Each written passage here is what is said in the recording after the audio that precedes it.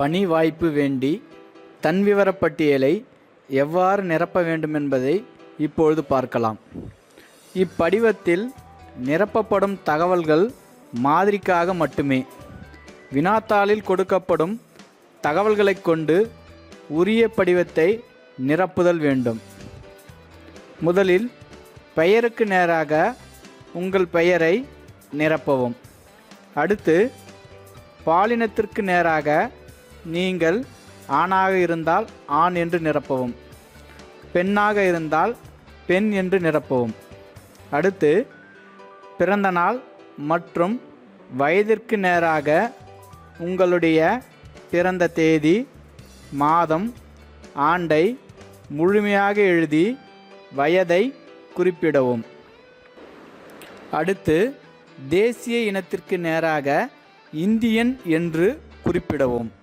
அடுத்து பெற்றோர் பாதுகாவலர் பெயருக்கு நேராக உங்களுடைய பெற்றோர் அல்லது பாதுகாவலர் பெயரை நிரப்பவும்.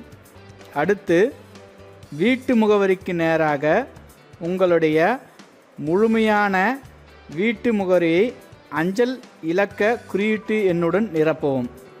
அடுத்து அலைபேசி எண்ணிற்கு நேராக உங்களுடைய அலைபேசி எண்ணை நிரப்பவும். அடுத்து 10ஆம் வகுப்பில் பெற்ற மதிப்பெண்ணுக்கு நேராக நீங்கள் 10ஆம் வகுப்பில் பெறப்போகும் மதிப்பெண்ணை நிரப்பவும். அடுத்து தாய்மொழிக்கு நேராக உங்களுடைய தாய்மொழி தமிழ் என்றால் தமிழ் என்று நிரப்பவும், அல்லது உருது என்றால் உருது என்று நிரப்பவும், அல்லது வேறு ஏதேனும் மொழி இருந்தாலும் அதை நிரப்பிக்கொள்ளலாம். அடுத்து பயின்ற மொழிகளுக்கு நேராக தமிழ், ஆங்கிலம் என்று நிரப்பவும். ஏனென்றால் நாம் 6ஆம் வகுப்பிலிருந்து தமிழ் மற்றும் ஆங்கிலத்தை பயின்று வருகின்றோம். 6ஆம் மட்டுமல்ல, 1 வகுப்பு முதல்.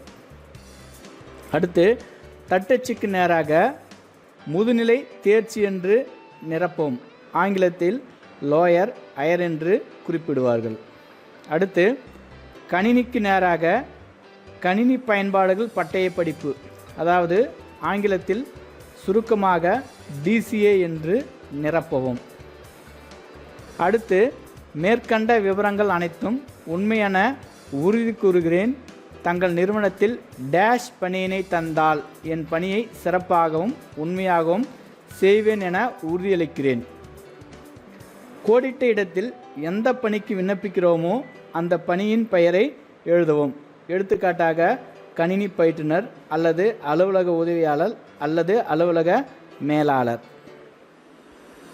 அடுத்து இப்படிக்கு தங்கள் உண்மையுள்ள என்ற இடத்தை உங்களுடைய கையொப்பத்தை இடவும். அடுத்து இடம், நாள் என்ற பகுதியில் இடம் என்ற பகுதியில் உங்களுடைய ஊர் பெயரை நிரப்பவும். அடுத்து நாள் என்பது நீங்கள் படிவத்தை எந்த நாளில் நிரப்புகிறீர்களோ அந்த நாளை குறிப்பிடவும்.